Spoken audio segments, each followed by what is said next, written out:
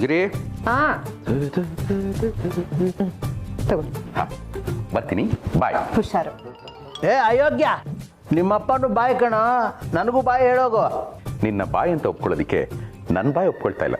ಆದರೂ ನೀನು ಇಷ್ಟೊಂದು ಕೇಳ್ಕೊಳ್ತಾ ಇದೀಯ ಅಂದಮೇಲೆ ನಾನೇ ಕೇಳ್ಕೊಳ್ಳಿಲ್ಲ. ಇನ್ಮೇಲೆ ಕೇಳ್ಕೊಳ್ತೀನೋ ಅಂತ ಮುಂಚೆನೇ ಹೇಳ್ತಾ ಇದ್ದೀನಿ. ಬಾಯ್.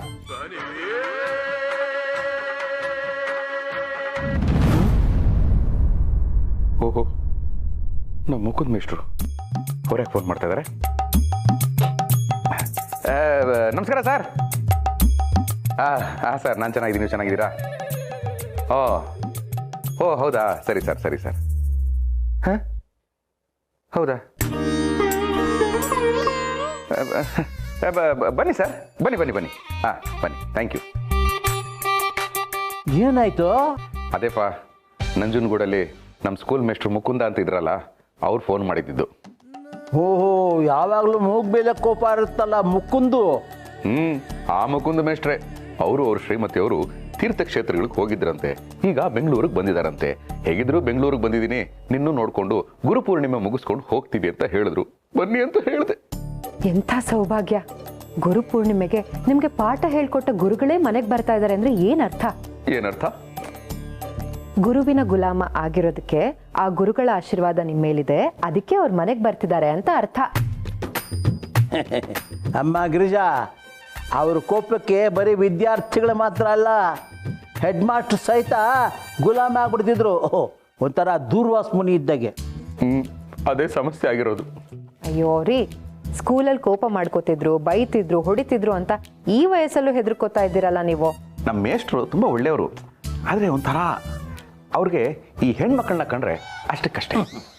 ಓ, ಮುಕುಂದ ಅಂತ ಹೆಸರಿಟ್ಕೊಂಡು ಹೆಣ್ಮಕ್ಳಂದ್ರೆ ಅಷ್ಟಕ್ಕಷ್ಟೇ ಅಂತ ಹೇಳ್ತಿದ್ದೀರಲ್ಲ, ಅವ್ರು ನಿಜವಾಗ್ಲೂ ಗ್ರೇಟ್. ರೀ ಗಿರ್ಜಾವ್ರೆ, ಬಟ್ಟೆ ತಗೊಂಡೋಗಿ ಬನ್ರಿ. ಬಂದೆ. ಓ, ಮುಕುಂದ ಮುಕುಂದ ಕುಂದಾಪುರದ ಮುಕುಂದ. ಅವಿವೇಕಿ, ಬರ್ತಿರೋರು ಕುಂದಾಪುರದ ಮುಕುಂದ ಅಲ್ಲ, ನಂಜನಗೂಡು ಮುಕುಂದ. ಅದು ನಮ್ಮ ಶಿವ ಸ್ಕೂಲ್ ಮೇಸ್ಟ್ರು. ಬನ್ನಿ ಮಿಸ್ಟರ್, ಬನ್ನಿ ಮಿಸ್ಟರ್. ಮಿಸ್ಟ್ರೆ, ಇದೇ ನಮ್ಮ ಮನೆ.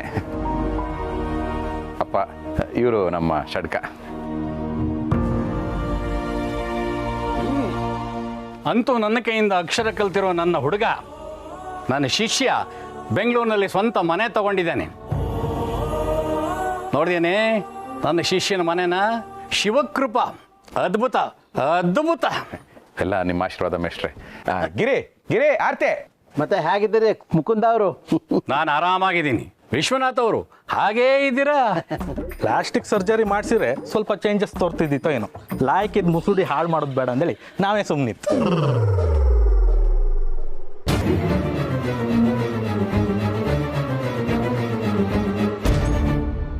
ಶಿವು, ಏನಿದು? ಗಂಡಸರೆಲ್ಲ ನಿಂತಿರ್ಬೇಕಾದ್ರೆ ಹೆಣ್ಣುಮಕ್ಕಳು ಜೋರಾಗಿ ನಗೋದ? ಅವ್ರಿಗೆ ನನ್ನ ಹೇಳ್ತೀನಿ, ನೀವು ಸಮಾಧಾನ ಮಾಡ್ಕೊಡಿ. ಗಿರಿ ಗೌರಿ ಆರತಿ ಮಾಡಿ.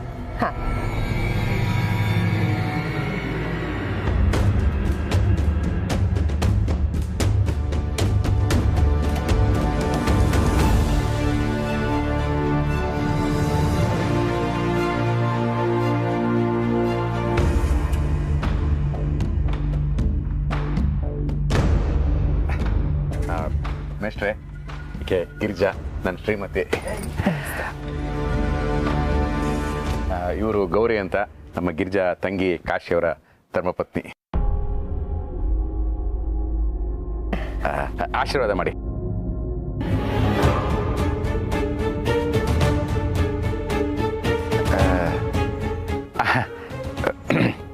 ಗಿರಿ, ನಮ್ಮ ಮೇಷ್ಟ್ರು ಸ್ವಲ್ಪ ಸಂಪ್ರದಾಯಸ್ಥರು. ಸೆರಗನ್ನ ಹೇಗಿನ ಮೇಲೆ ಹೇಗೆ ಹಾಕು. ನಮ್ಮನೇಲಿ ಸಂಪ್ರದಾಯ ಇಲ್ಲ ರೀ. ಇರಲಿ, ಈಗ ಬೆಳೆಸ್ಕೋ ಪ್ಲೀಸ್. ನಮ್ಮ ಮೇಷ್ಟ್ರು ಸ್ವಲ್ಪ ಸ್ಟ್ರಿಕ್ಟ್.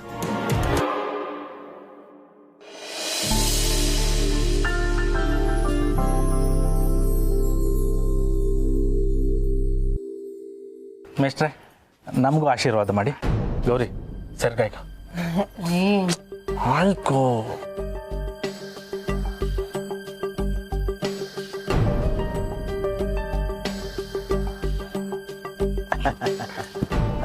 ಮುಕುಂದವ್ರೆ ಬನ್ನಿ ಒಳಗಡೆ ಹೋಗೋಣ.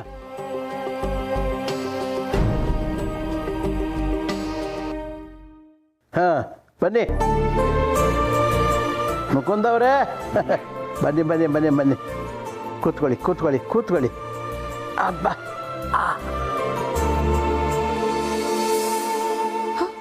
ಅಯ್ಯೋ ಅಮ್ಮ, ಕೆಳಗಡೆ ಯಾಕೆ ಕೂತ್ಕೋತಿದ್ದೀರಾ? ಮೇಲ್ ಕೂತ್ಕೊಳ್ಳಿ. ಪರವಾಗಿಲ್ಲಮ್ಮ, ಬೇಡ, ನಾ ಇಲ್ಲೇ ಕೂತ್ಕೋತೀನಿ. ಬೇಡ ಅಂದ್ರೆ ಏನಮ್ಮ ಅರ್ಥ? ಸೋಫಾ ಇರೋದೇ ಕುತ್ಕೊಳ್ಳೋದಕ್ಕೆ. ನೀವು ನಮ್ಮ ಮನೆ ಅತಿಥಿ, ಹೀಗೆ ಕೆಳಗೆ ಕುತ್ಕೋಬಾರ್ದು. ಮೇಲ್ ಕುತ್ಕೊಳ್ಳಿ, ಹೇಳಿ. ಶಿವು, ಗಿರಿ, ಗೌರಿ, ಯಾರ್ಯಾರಿಗೆ ಎಲ್ಲೆಲ್ಲಿ ಕಂಫರ್ಟಬಲ್ ಇರುತ್ತೋ ಅವ್ರವ್ರು ಅಲ್ಲಲ್ಲಿ ಕೂತ್ಕೊಳ್ತಾರೆ. ಪಾಪ ಅಮ್ಮಂಗೆ ಇಲ್ಲೇ ಕಂಫರ್ಟಬಲ್ ಅನ್ಸುತ್ತೆ ಅಲ್ವಾ ಅಮ್ಮ? ಏನೇ ಆಗಲಿ ಮನೆಗೆ ಬಂದ ಅತಿಥಿಗಳು ನೆಲದ ಮೇಲೆ ಕೂತ್ರೆ ನಮ್ಮ ಮನಸ್ಸು ನೋವಾಗಲ್ವೇನಪ್ಪ. ಅಮ್ಮ ನೀವು ಮೇಲೆ ಕೂತ್ಕೊಳ್ಳಿ ಅಮ್ಮ. ಏನು ಹೇಳ್ತಾ ಇದ್ದೀರಾ ವಿಶ್ವನಾಥ್ ಅವರೇ? ಗಂಡನ ಸಮಾನ ಹೆಂಡತಿ ಕೂತ್ಕೊಳ್ಳೋದ? ಅದು ಸಾಧ್ಯನೇ ಇಲ್ಲ. ಅವಳ ಜಾಗ ಅದೇ, ನನ್ನ ಜಾಗ ಇದೆ.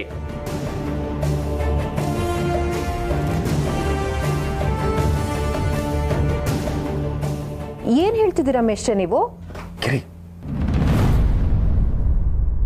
ಇದೇ ಜಾಗ ಅಂದ್ರೆ ಹೆಂಡತಿ ಗಂಡನ ಕಾಲ ಹತ್ರನೇ ಬಿದ್ದಿರ್ಬೇಕು ಅಂತನಾ? ಅಲ್ಲ ಮೇಷ್ಟ್ರೆ, ಆ ನಾರಾಯಣನೇ ಲಕ್ಷ್ಮಿನ ಎದೆ ಮೇಲೆ ಇಟ್ಕೊಂಡಿದ್ದಾರೆ. ಅಂಥದ್ರಲ್ಲಿ ತಿಳಿದಿರೋ ನೀವೇ ಈ ರೀತಿ ಮಾತಾಡಿದ್ರೆ? ಆ ಪರಮೇಶ್ವರ ಪಾರ್ವತಿನ ತನ್ನ ತೊಡೆ ಮೇಲೆ ಕೂರಿಸ್ಕೊಂಡಿದ್ದಾನೆ. ಅಂಥದ್ರಲ್ಲಿ ನೀವು? ಶಿವು, ಮೇಷ್ಟ್ರಿಗೆ ಇಷ್ಟೆಲ್ಲ ಅವಮಾನ ಆಗ್ತಾ ಇದ್ರು ನೋಡ್ಕೊಂಡು ಸುಮ್ಮನೆ ಇದೆಯಾ? ನೋಡಮ್ಮ, ದೇವರು ಹೇಗೆ ಬೇಕಾದ್ರೂ ಇರ್ಬೋದು, ಏನು ಬೇಕಾದ್ರೂ ಮಾಡ್ಬೋದು. ಯಾಕಂದ್ರೆ ಅವನು ದೇವರು. ಹಾಗಂತ ನಾವು ಎಲ್ಲಾನು ದೇವ್ರ ಥರನೇ ಮಾಡಿದ್ರೆ ನಾವು ದೇವರಾಗಲ್ವಾ?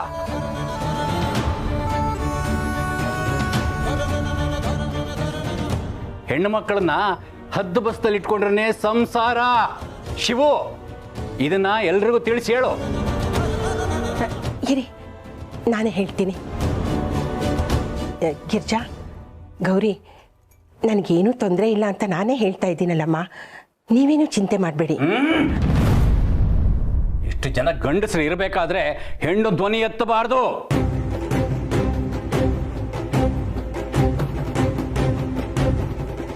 ಶಿವು, ಅರ್ಥ ಆಯ್ತಾ? ಆಯ್ತು ಮೇಷ್ಟ್ರೆ. ಹಾಗಿದ್ರೆ ನಿಮ್ಮನೆ ಹೆಣ್ಮಕ್ಳಿಗೂ ಇದನ್ನು ಅರ್ಥ ಮಾಡಿಸು.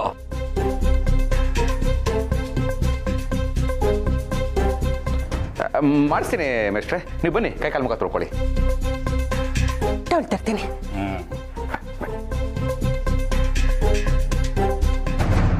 ಅಲ್ಲಿ ಹೆಂಡತಿ ಮಾತು ಗಂಡನ್ ಕೇಂತಿಲ್ಲ, ಇಲ್ಲಿ ಗಂಡನ ಮಾತು ಹೆಂಡತಿಗೆ ಕೇಂತಿಲ್ಲ. ಏನಂದ್ರೆ?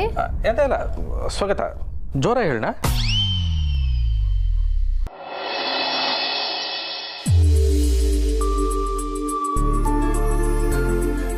ಅಮ್ಮ ಕೂತ್ಕೊಳ್ಳಿ ನೀವು. ಇಲ್ಲಮ್ಮ, ಬೇಡ, ಇವ್ರದ್ದು ಮುಗಿಲಿ, ಆಮೇಲೆ ನಾನು ಊಟ ಮಾಡ್ತೀನಿ. ಅಲ್ಲಮ್ಮ, ಊಟ ಮಾಡೋವಾಗ ಭೇದ ಭಾವ ಇರಬಾರ್ದಮ್ಮ. ಆ ಅನ್ನ ಬ್ರಹ್ಮನ ಮುಂದೆ ಎಲ್ಲರೂ ಒಂದೇ. ಕೂತ್ಕೊಳ್ಳಮ್ಮ. ವಿಶ್ವನಾಥ್ ಅವರೇ, ನೀವೇನು ಮಾತಾಡ್ತಾ ಇದ್ದೀರಾ? ನೀವು ನಿಮ್ಮ ಹೆಂಡತಿ ಜೊತೆನಲ್ಲಿ ಸಲಿಗೆನಲ್ಲಿ ಇದ್ ಮಾತ್ರಕ್ಕೆ ಎಲ್ಲರೂ ಹಾಗೆ ಇರಬೇಕಾ? ಇದು ಸಾಧ್ಯ ಇಲ್ಲ. ಗಂಡನ ಊಟ ಆದ್ಮೇಲೆ ಹೆಂಡತಿ ಊಟ ಆಗಬೇಕು. ಅದರಲ್ಲೂ ಗಂಡ ತಿಂದುಬಿಟ್ಟು ತಟ್ಟೆಲೇ ಆಗಬೇಕು.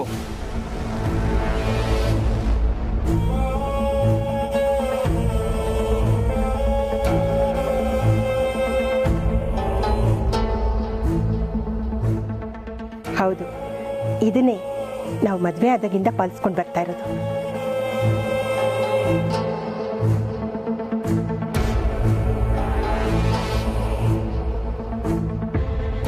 ಆಗ್ಲಮ್ಮ, ನಿಮ್ಮಿಷ್ಟನೇ ನಮ್ಮಿಷ್ಟ. ಗಿರಿಜಮ್ಮ, ಊಟ ಬಡ್ಸಮ್ಮ.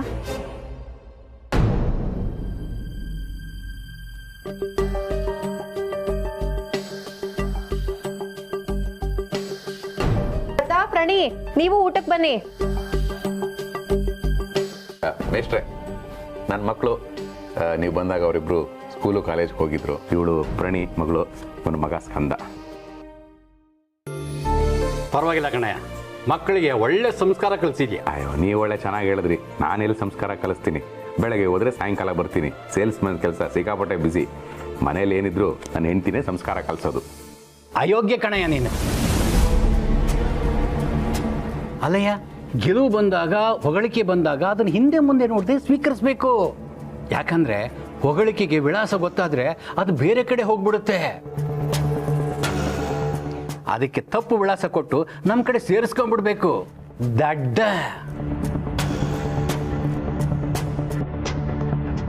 ಇನ್ಮೇಲೆ ಸೇರಿಸ್ಕೊಡ್ತೀನಿ ಮೇಷ್ಟ್ರೆ. ಓಕೆ, ಬನ್ನಿ ಕೂತ್ಕೊಳ್ಳಿ.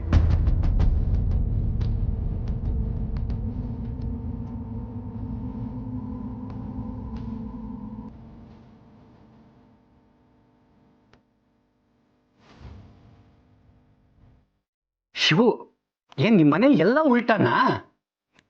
ಏನಾಯ್ತು ಮಿಸ್ಟ್ರೆ? ಗಂಡು ಮಕ್ಕಳು ಊಟ ಆದ್ಮೇಲೆ ತಾನೇ ಹೆಣ್ಮಕ್ಳು ಊಟ ಆಗ್ಬೇಕು. ಇದು ನೀನ್ ಕಲ್ಸಿಲ್ವಾ?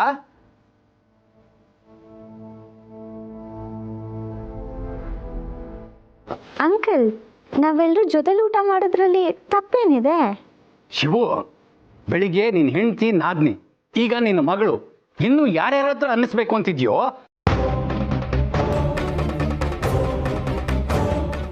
ಅಯ್ಯೋ ಕ್ಷಮಿಸಿ ಮೇಷ್ಟ್ರೆ, ಚಿಕ್ಕ ಹುಡುಗಿ, ಗೊತ್ತಾಗಲಿಲ್ಲ. ನಾನು ಹೇಳ್ತೀನಿ. ಪ್ರಣಿ,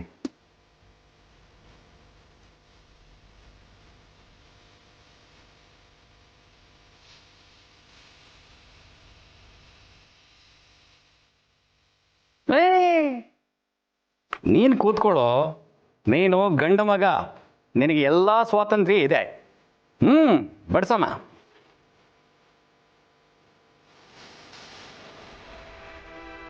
ಕೊಡಿ, ನಾ ಬಡಿಸ್ತೀನಿ.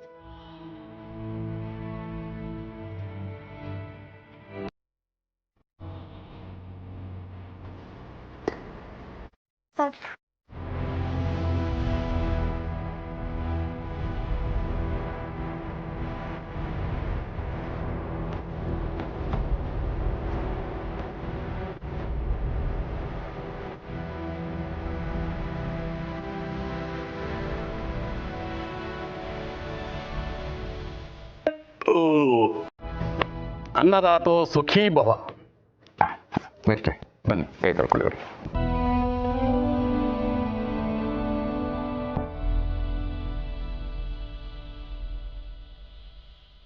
ಬೇಡ ಪುಟ್ಟ, ಈ ತಟ್ಟೆ ತೆಗಿಬೇಡ, ನಾನು ಇದರಲ್ಲೇ ಊಟ ಮಾಡ್ತೀನಿ. ಅಮ್ಮ, ನೀವು ಕೂತ್ಕೊಳ್ಳಿ, ಬನ್ನಿ.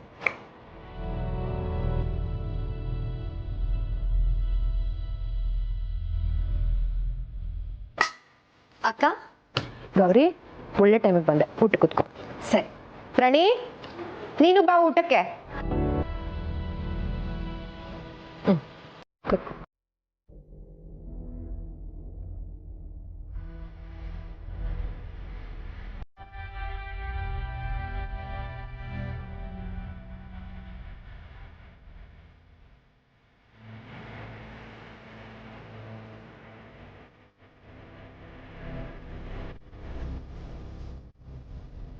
ಅಮ್ಮ, ನಾನು ಹೀಗೆ ಹೇಳ್ತೀನಿ ಅಂತ ತಪ್ಪು ತಿಳ್ಕೊಬೇಡಿ.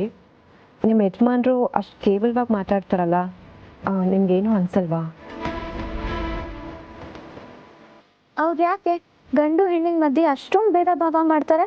ಅದು ತಪ್ಪಲ್ವಾ? ನಮಗೆಲ್ಲ ಅಪ್ಪ ಅಮ್ಮ ಹೇಳ್ಕೊಟ್ಟಿರೋದೇನೆಂದ್ರೆ, ಈ ಪ್ರಪಂಚದಲ್ಲಿ ಪ್ರತಿಯೊಂದು ಜೀವಿಗೂ ಅವ್ರದ್ದೇ ಆದ ಸಮಾನ ಹಕ್ಕಿದೆ, ಯಾರು ಮೇಲಲ್ಲ ಯಾರು ಕೀಳಲ್ಲ ಅಂತ. ಆದ್ರೆ ಇವರು ಗಂಡು ಮೇಲು ಹೆಣ್ಣು ಕೀಳು ಅಂತೆಲ್ಲ ಹೇಳ್ತಾ ಇದ್ದಾರೆ.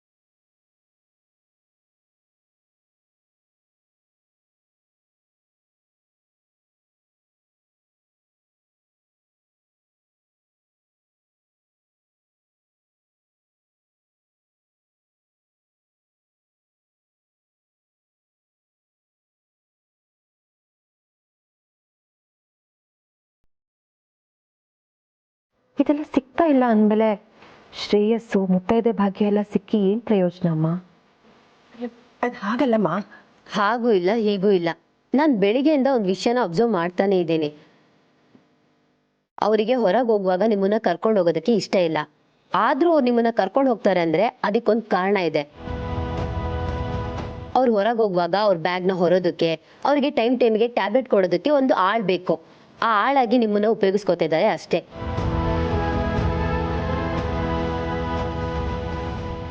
ಅದು ಅಲ್ಲದೆ ಅವ್ರಿಗೆ ಕೋಪ ಬಂದಾಗ ಬೈಸ್ಕೊಳ್ಳೋದಕ್ಕೆ ಯಾರಾದ್ರೂ ಬೇಕಲ್ವಾ, ಅದಕ್ಕೆ ನಿಮ್ಮನ್ನ ಉಪಯೋಗಿಸ್ಕೊತಾ ಇದ್ದಾರೆ. ನೀವೇನಾದ್ರೂ ಹೇಳಿ, ನಿಮ್ ಗಂಡ ಸ್ವಾರ್ಥಿ. ಅಯ್ಯೋ, ನೀನು ಕೈ ಮುಗಿತೀನಿ. ನನ್ನ ಗಂಡನ ಬಗ್ಗೆ ಹಾಗೆಲ್ಲ ಮಾತಾಡ್ಬೇಡಮ್ಮ. ಪಾಪ ಅವರು ನನಗೊಂದು ಬಾಳ್ ಕೊಟ್ಟಿದ್ದಾರೆ, ಜೀವನ ಕೊಟ್ಟಿದ್ದಾರೆ. ಅವ್ರು ಇಲ್ಲದೆ ಇದ್ದಿದ್ರೆ ನಾನು ಇವತ್ತು ಎಲ್ಲಿರ್ತೀನೋ ಏನೋ.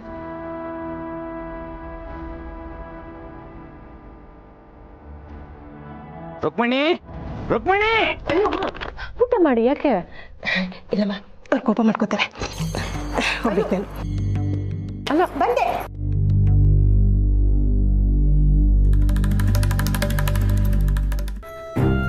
ಏನ್ರಿ ಎಲ್ಲಿ ಹಾಳಾಗೋಗಿದ್ದೆ? ನೋಡಿ, ನಮ್ಮನೇಲಿ ಏನು ಬೇಕಾದರೂ ಬೈರಿ, ಆದರೆ ಕಟ್ಟೋರ್ ಮನೆಗೆ ಬಂದಿದ್ದೀವಿ. ಎಲ್ಲೂ ಹೀಗೆ ಕೂಗಾಡಿದ್ರೆ ಅವ್ರು ಏನು ಅನ್ಕೊಳ್ಳಲ್ಲ. ನನ್ನನ್ನಂತ ಇದ್ದೀರಿ ಅಂತ ಹೇಳ್ತಾ ಇಲ್ಲ, ನಿಮ್ಮ ಬಗ್ಗೆ ಅವ್ರು ತಪ್ಪು ತಿಳ್ಕೊಂಡ್ರೆ ಅಂತ ಹೇಳ್ತಾ ಇದ್ದೀನಿ ಅಷ್ಟೇ. ಊರ್ನವ್ರು ನಂಬಿ ನಾನು ಹುಟ್ಟಿದ್ದೀನಾ? ಇಲ್ಲ ಅವ್ರ ನಂಬಿ ನಾನು ಮದುವೆ ಮಾಡ್ಕೊಂಡಿದ್ದೀನ? ಇಲ್ಲ ತಾನೆ. ಇನ್ಯಾರೋ ಏನೋ ಅನ್ಕೊಂಡ್ರೆ ನನಗೇನೆ. ಏಯ್, ಕಾಲೊತ್ತು ನೋಯ್ತಾ ಇದೆ.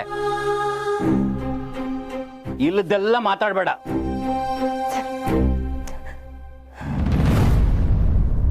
ಅಯ್ಯೋ, ಏನ್ ಮುರಿಬೇಕು ಅಂತಿದ್ಯೇನೆ? ಮೆತ್ತಿಗೆ ಕ್ಷಮಿಸ್ರಿ, ಗೊತ್ತಾಗ್ಲಿಲ್ಲ. ಆ ಹೆಣ್ಮಕ್ಳ ಹತ್ರ ನನ್ನ ಬಗ್ಗೆ ಏನ್ ಹೇಳ್ತಾ ಇದ್ದೆ? ಆ ಥರ ಎಲ್ಲ ಏನೂ ಇಲ್ಲ ರೀ, ನಾವು ಬೇರೆ ಏನೋ ಮಾತಾಡ್ತಾ ಇದ್ವಿ. ನನ್ನ ಗಂಡ ಕಾಟ ಕೊಡ್ತಾನೆ, ಹಿಂಸೆ ಕೊಡ್ತಾನೆ ಅಂತ ಏನಾದ್ರೂ ಬೈತಿದ್ಯಾ? ಏನಾದ್ರೂ ನನಗೆ ಗೊತ್ತಾಗ್ಬೇಕು, ನಾನು ಮನುಷ್ಯ ಆಗಿರಲ್ಲ. ಅಯ್ಯೋ, ನನ್ನ ಮಾಂಗಲ್ಯ ದಾಣೆ ರೀ, ಅದೆಲ್ಲ ಏನು ಮಾತಾಡಿಲ್ಲ ನಾನು. ನನ್ನ ನಂಬಿ. ಸಂತೆಯಲ್ಲಿ ಕಡಿಮೆ ಬೆಲೆಗೆ ಸಿಗೋ ಹಣ್ಣನ್ನು ನಂಬ್ತೀನಿ, ಆದ್ರೆ ಹೆಣ್ಣನ್ನು ಮಾತ್ರ ನಂಬಲ್ಲ. ಈ ಹೆಣ್ಣು ಮಕ್ಕಳು ಹಾವಿದ್ದ ಹಾಗೆ. ನಾನಂತದ್ದೇನು ಮಾಡಿದೆ ರೀ? ಯಾರಾದ್ರೂ ಇದ್ರೆ ನಿನಗೆ ಕೊಬ್ಬು ಬಂದ್ಬಿಡುತ್ತೆ ಅಲ್ವಾ? 4-5 ಸಲ ರುಕ್ಮಿಣಿ ರುಕ್ಮಿಣಿ ಅಂತ ಕಿರ್ಚ್ಕೊಂಡೆ. ಅದೇನದು ಜಾಣ ಕಿವುಡು? ಗಂಡ ಎದುರಿಗೆ ಇದ್ರು ಮರ್ಯಾದೆನೆ ಕೊಡೋದಿಲ್ಲ. ಹೇಳೋ, ಇಲ್ಲಾಂದ್ರೆ ಬಡ್ದು ಬಿಡ್ತೀನಿ ನೋಡು. ರೀ, ನಾನು ಯಾವತ್ತಾದ್ರೂ ಹಾಗೆ ಮಾಡಿದ್ದೀನ? ಇವತ್ತೇನೋ ಸ್ವಲ್ಪ ತಡ ಆಗೋಯ್ತು ಅಷ್ಟೇ. ನಾನಿರೋದಕ್ಕೇನೆ ನಿನ್ನ ಬದುಕು ಪಾವನ ಆಗಿರೋದು. ನಾನಿಲ್ಲ ಅಂದ್ರೆ ನಿನ್ನನ್ನು ಯಾರು ನೋಡೋದಿಲ್ಲ, ನೆನಪಿಟ್ಕೋ. ಅಯ್ಯೋ, ಬಿಡ್ತು ಅನ್ರಿ, ನೀವಿಲ್ದೆ ನಾನು ಬದುಕಿರ್ತೀನ? ನನ್ನ ಮಾಂಗಲ್ಯನೇ ನೀವು ರೀ, ನನ್ನ ಸೌಭಾಗ್ಯನೇ ನೀವು.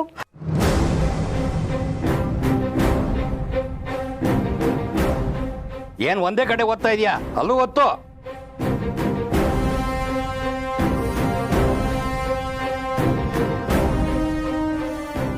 ಏನ್ ಅನ್ಯಾಯನಕ್ಕ ಇದು? ಛೇ, ಇದನ್ನೆಲ್ಲ ನೋಡ್ತಾ ಇದೆ, ರಕ್ತ ಕುದೀತಾ ಇದೆ. ನನಗೂ ಅಷ್ಟೆ. ಆದರೆ ಈಗ ನಾವೇನು ಮಾಡೋದಕ್ಕಾಗಲ್ಲ.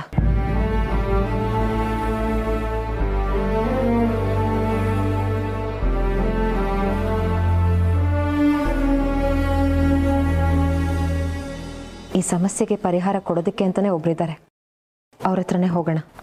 ಬೆಳಗ್ಗೆ ದೇವಸ್ಥಾನಕ್ಕೆ ಬಂದಿದ್ವಿ.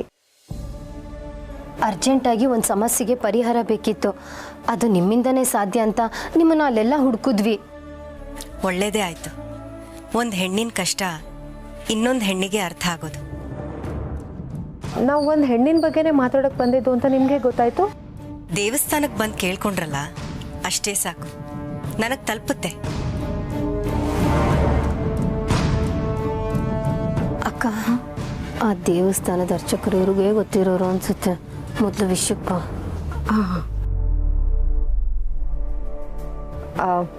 ಒಳ್ಳೇದಾಯ್ತು ದುರ್ಗಾ ಅವರೇ, ಈಗಾಗಲೇ ಸಮಸ್ಯೆ ಏನು ಅಂತ ನಿಮಗೆ ಗೊತ್ತಿದೆ. ನಮಗೆ ಏನು ಮಾಡಬೇಕು ಅಂತಲೇ ಗೊತ್ತಾಗ್ತಾ ಇಲ್ಲ. ನಾವು ಎಷ್ಟೇ ಹೇಳಿದ್ರು ರುಕ್ಮಿಣಿ ಅಮ್ಮ ನಮ್ಮ ಯಜಮಾನ್ರೇ ದೇವರು, ನಮ್ಮ ಯಜಮಾನ್ರೇ ಸರ್ವಸ್ವ ಅಂತ ಹೇಳ್ತಾರೆ ಹೊರತು ಅವ್ರ ವಿರುದ್ಧವಾಗಿ ಧ್ವನಿನೇ ಎತ್ತಲ್ಲ. ಹೀಗಿರೋವಾಗ ಅವ್ರ ಜೀವನನ ನಾವು ಹೇಗೆ ಸರಿ ಮಾಡೋಕ್ಕಾಗತ್ತೆ? ಅವ್ರು ಒಂದು ಸಲ ಧ್ವನಿ ಎತ್ತಿದ್ರೆ ಸಾಕು, ನಾವು ಅವ್ರ ಜೊತೆಯಾಗಿ ನಿಲ್ತೀವಿ. ಆದರೆ ಅವರು ಸಂಸ್ಕಾರ ಪದ್ಧತಿ ಅಂತ ಒಳಗೊಳಗೆ ನೋವು ಪಡ್ತಾ ಇದ್ದಾರೆ. ಅದನ್ನು ನೋಡೋಕ್ಕಾಗ್ತಾ ಇಲ್ಲ. ಒಬ್ಬ ವ್ಯಕ್ತಿನ ಕೀಳಾಗಿ ನೋಡೋದು ಸಂಸ್ಕಾರ ಅನ್ಸ್ಕೊಳ್ಳೋದಿಲ್ಲ. ಒಬ್ಬ ವ್ಯಕ್ತಿತ್ವನ ಕೀಳಾಗಿ ನೋಡೋದು ಕೂಡ ಸಂಸ್ಕಾರ ಅಲ್ಲ. ಹಾಗೆ ನೋಡಿದ್ರೆ ರುಕ್ಮಿಣಿ ಮತ್ತು ಮುಕುಂದ ಅವ್ರ ಸಂಸಾರನೇ ಅಲ್ಲ.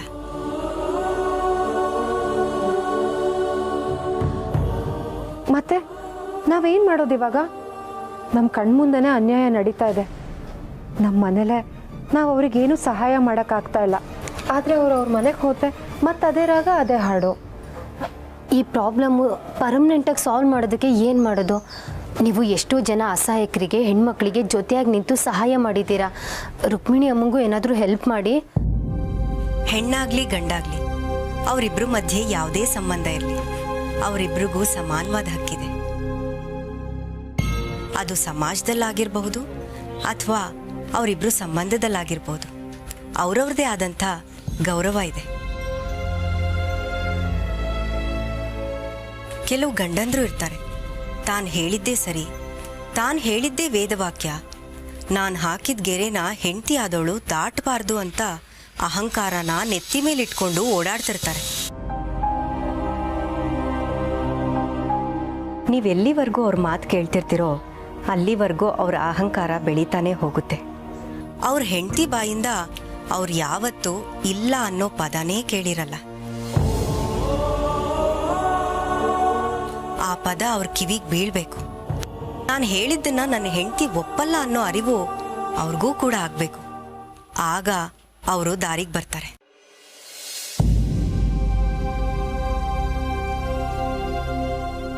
ಗೌರವ, ಮರ್ಯಾದೆ, ಒಪ್ಪಿಗೆ ಇವೆಲ್ಲವೂ ಕೂಡ ಅಹಂಕಾರಕ್ಕೆ ಗೊಬ್ಬರ ಇದ್ದ ಹಾಗೆ. ನೀವು ಹೆಚ್ಚು ನೀಡಿದಷ್ಟು ಅದು ಬೆಳೀತಾ ಹೋಗುತ್ತೆ. ಕೆಲವೊಮ್ಮೆ ಇಲ್ಲ ಅನ್ನೋದು, ಉದಾಸೀನ ಮಾಡೋದು ಅಹಂಕಾರ ಅನ್ನೋ ಕಾಯಿಲೆಗೆ ಮದ್ದಾಗುತ್ತೆ. ಅರ್ಥ ಆಯ್ತು ಅಂದ್ಕೋತೀನಿ.